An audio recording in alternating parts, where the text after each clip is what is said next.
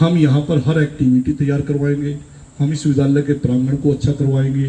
पूरा योगदान मेरा आपके साथ रहेगा। मैं आप लोगों के साथ खड़ा होकर इस पे कार्य करूंगा। इसकी लैबें अच्छी होनी चाहिए ताकि बच्चे प्रैक्टिकल कर सके। इसकी हर व्यवस्था को सुधारने का काम करेंगे ताकि ये मॉडल स्कूल के रूप में इंद्री ब्लॉक में काम करे। ये न कहना पड़े डॉक्टर गुरनाम सिंह का गांव है, गढ़ी बीरबल का स्कूल बहुत बढ़िया है। अब हम ये कहवाएंगे कि इंद्री का गर्ल स्कूल बहुत बढ़िया है। वो तो है ही बढ़िया, पर ये भी बहुत बढ़िया स्कूल है। और इस ब्लॉक के जो अन्य प्रिंसिपल हैं, टीचर हैं, वो 2-4 महीने तो हमारे को लगेंगे, पर वो देखने आए कि इस स्कूल में अमूल चूक परिवर्तन कैसे हुआ, स्टाफ ने कितना काम किया, बच्चों ने कितना। बच्चों का भी बहुत योगदान होता है। कई बच्चे होते हैं हमने कागज का टुकड़ा उठाया इधर फेंक दिया। एक वो भी बच्चा है कि इसे टुकड़ा देखे कागज का, उसको उठा के डस्टबिन पहुंचाया। तो हमने उस कागज के टुकड़े को, उस गंदगी के टुकड़े को उठा के हमने कहां पहुंचाना है? डस्टबिन में पहुंचाना है। किसी बच्चे ने ये कोशिश नहीं करनी कि मैं अपना कोई कागज का टुकड़ा या कोई पत्ता कोई उठा के इधर से उधर फेंकूं जिससे हमारी सुंदरता भंग हो। ऐसा हमने नहीं करना। हमने हर तरीके से, हम बच्चों के भी सुझाव लेंगे। एक छोटा सा सेशन मैं सभी साथियों से क्लासरूम में कहूंगा या आप प्रार्थना में, एक छोटा सा सेशन ऐसा रखो, बच्चों से पूछो कि आप अपने स्कूल में क्या क्या बदलाव चाहते हैं।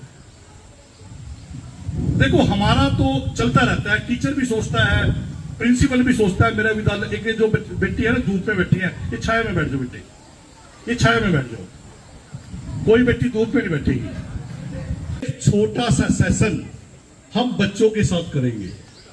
हर बच्चा अपने एक छोटी सी स्लिप बनाएगा, उसमें कोई 2 या 3 सुझाव लिखेगा कि अगर मेरे विद्यालय में ये बात हो जाए या ये बदलाव हो जाए ताकि मेरा विद्यालय सुंदर लगे।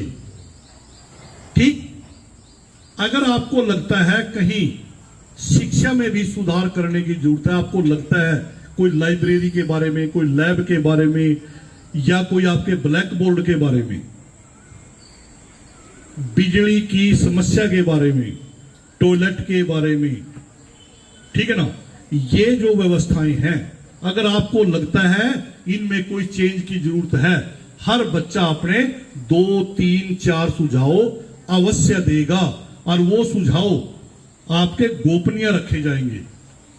ठीक, हम उनको पढ़ेंगे और उन पे हम काम करेंगे। जब हमारे साथ इतने बच्चे सुझाव देने हमारे साथ आएंगे तो कहीं ना कहीं हम स्कूल को और अच्छा बना पाएंगे। तो मैं बच्चों से एक बात कहूंगा कि आप कुछ भी बदल सकते हो। आपके अंदर इतनी ऊर्जा है, आप कुछ भी बदल सकते हो। आप कभी अपने आप को कमजोर मत मानो। आपके अंदर ही वो बच्चे हैं जो डिस्ट्रिक्ट को टॉप, आज तो ब्लॉक को टॉप किया, कल को डिस्ट्रिक्ट को टॉप करेंगे, स्टेट को टॉप करेंगे। आपके अंदर वो कलाकार हैं जो अच्छे अच्छे स्टेजों पे जाएंगे। आपके अंदर वो खिलाड़ी बैठे हैं जो बड़ी बड़ी प्रतिस्पर्धाओं में भाग लेंगे। आपके अंदर वो बच्चे बैठे हैं जो कल को कहीं पंचायत में या विधानसभा में या कहीं और जाकर अपना देश का प्रतिनिधित्व करोगे, गांव का प्रतिनिधित्व करोगे, हल्के का आपके अंदर ही छुपे हैं सारे बच्चे। आप वो मात्र शक्ति हो जो कल देश को आगे बढ़ाने वाली हो। तो प्यारे बच्चों, आज मेरा संदेश यही है, पहला संदेश हमारा, कि आपने अपने स्कूल को अच्छा बनाने के लिए 2, 3, 4 जितने भी सुझाव दे सको आप अपने इंचार्ज को लिख के दे देना। ठीक, फिर हम एक दिन आएंगे, 2-3 दिन बाद उन सुझावों को पढ़ेंगे या हम वहां पर बुला के इनको पढ़ेंगे, उस पर हम काम करना शुरू कर देंगे। दूसरी बात, अभी मुझे बहुत खुशी हुई कि हमारे साइंस के बच्चे इतनी अच्छी तरक्की कर रहे हैं। आज मेरे पास समय बहुत कम है, मैं जल्दी में आया हूं। वैसे तो मेरी छुट्टी थी आज, मैं अपने घर भी रह सकता था, परंतु हमने शुरुआत करनी थी और अच्छी जगह से हमारी शुरुआत हुई है। मैं स्टाफ को भी बधाई देता हूं और प्रधानाचार्य को भी बधाई देता हूं कि उन्होंने आज मुझे उन बच्चों से रूबरू कराया जो बहुत अच्छे कर्मठ हमारे बच्चे हैं और जो आज इन बच्चों को भी आगे बढ़ाने में सहायक रहेंगे। इन बच्चों के अंदर भी आज मन में आया है कि हम भी स्टेज पर आए। एक कुछ बच्चे यहां पर मैथ ओलंपियाड के बच्चे हैं, हाथ खड़े करना, हाथ खड़ा करो, मैथ ओलंपियाड के बच्चे खड़े हो बेटा। और कौन है? आज आज मैं आपको एक बात बताता हूं, कोई नहीं बेटे, मैंने देख लिया।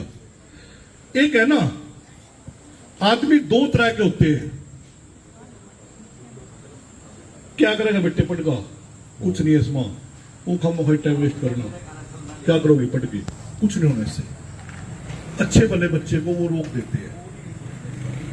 जब आपने नॉन मेडिकल ली है, आप साइंस पढ़ना चाहते हो, यदि आप ओलंपियाड की तैयारी करोगे तो सबसे पहला टारगेट आपका आईआईटी रहेगा। और आईआईटी में यही क्वेश्चन आते हैं जो किस में करवाए जाते हैं? मैथ ओलंपियाड में। ये आपकी नींव को स्ट्रोंग करते हैं। आप बीएससी करोगे, चलो बाई चांस नहीं हुआ, बीएससी करोगे, एमएससी करोगे, एक बार आपका मैथ का बेस बन गया तो समझो आप जिंदगी भर कभी मैथ में मार नहीं खाओगे। और दूसरी बात, यदि आपने आगे बढ़ना है जीवन में तो बिना मैथ के इस दुनिया में कुछ नहीं है। ये मैं लिख के देता हूं। आप किसी भी एग्जाम में चले जाओ, हर जगह मैथ आता ही आता है। और जिस बच्चे का मैथ अच्छा है वो बच्चा अपने जीवन में आगे बढ़े ही बढ़ेगा, उसको कोई रोक ही नहीं सकता।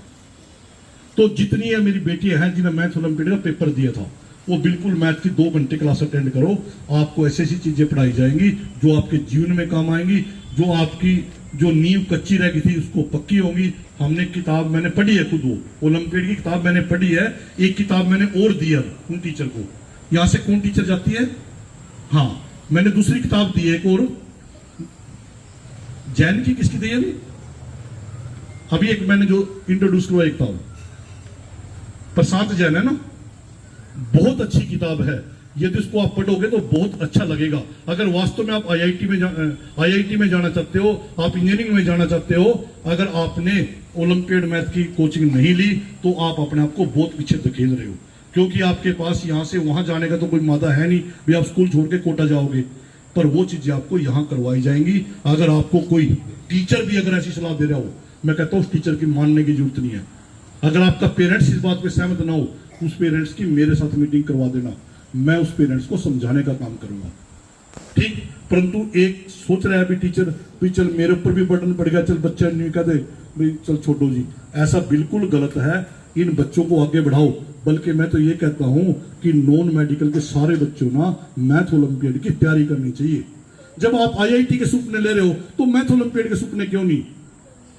अगर मैथ ओलंपियाड में एक बार आपका एडमिशन हो गया ना, आप इन यूनिवर्सिटियों में नहीं पढ़ोगे, किसी विदेशों की यूनिवर्सिटियों में पढ़ोगे, ब्रिटेन में जाओगे, फ्रांस में जाओगे, अमेरिका में जाओगे, बिना पीछे जाओगे। लाखों रुपए की स्कॉलरशिप आपको मिलेगी। क्या हमारा वो टारगेट नहीं हो सकता क्या? जब हम पढ़ने लग गए, हमने साइंस ले लिया, हम आगे बढ़ना चाहते हैं, तो हमारा टारगेट क्यों नहीं होता? आज लड़की ने ब्लॉक टॉप किया है, ये भी तो गांव के स्कूल से आई है। तो आपने ये कैसे मान लिया कि ये हमारे लिए कुछ नहीं है या हम इसमें जा नहीं सकते? कैसे मान लिया? ऐसे कभी नहीं मानना। अपने जीवन में कभी हार नहीं माननी चाहिए। और आप जैसे बच्चे ही टॉप करते हैं, ये मैं दावे के साथ कहता हूं। अगर आप लोगों ने एक बार मन बना के पढ़ लिया ना, तो ऑक्सफोर्ड यूनिवर्सिटी और अमेरिका की यूनिवर्सिटी, फ्रांस की यूनिवर्सिटी, लंदन की यूनिवर्सिटी आपके लिए कोई दूर नहीं है।